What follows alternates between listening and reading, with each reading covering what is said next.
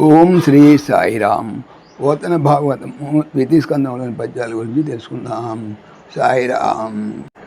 ముందుగా 244 పద్యం.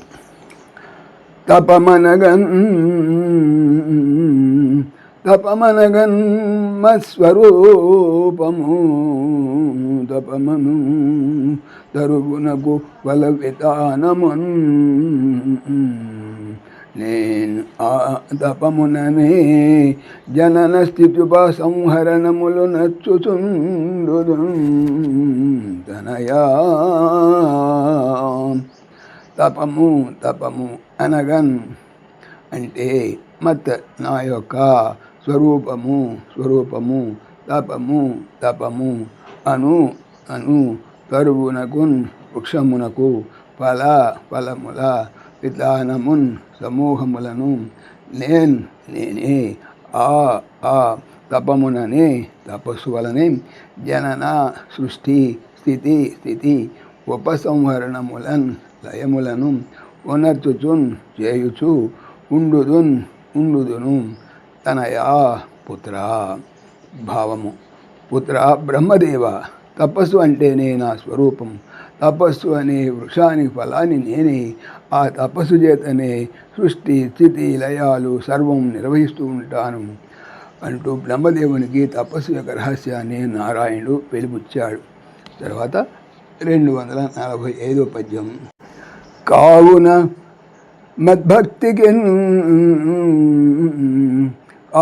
మద్భక్తికెన్ తపము ఏ విధమున మూలధనమో ఇది నే మదిన్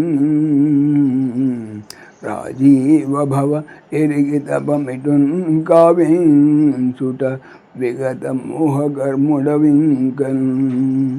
కావునన్ అందుచేత మత్ నాయందలి భక్తి కిన్ కి తపస్సు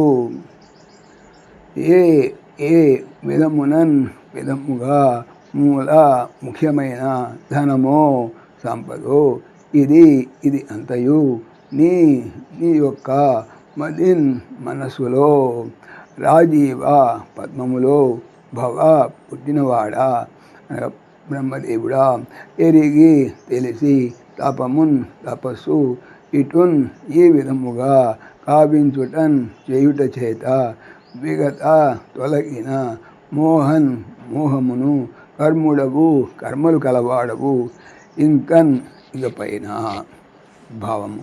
ఓ పద్మగర్భుడా, నీ మనస్సులో నా భక్తికి తపస్సు ఎలా మూలాధారమో గ్రహించి ఈ విధంగా గాఢమైన తపస్సు చేశావు కనుక ఇంక నీవు మోహకర్మల నుండి ముక్తుడు అయ్యావు అని సాక్షాత్కరించినటువంటి నారాయణుడు అనుగ్రహించాడు. సాయిరామ్. ఓం దాశరథాయ విద్మహే సీతావల్లభాయ ధీమహి తన్న రామ ప్రచోదయాత్. సర్వం శ్రీ రామార్పణమస్తు. జై శ్రీరామ్. జై శ్రీరామ్.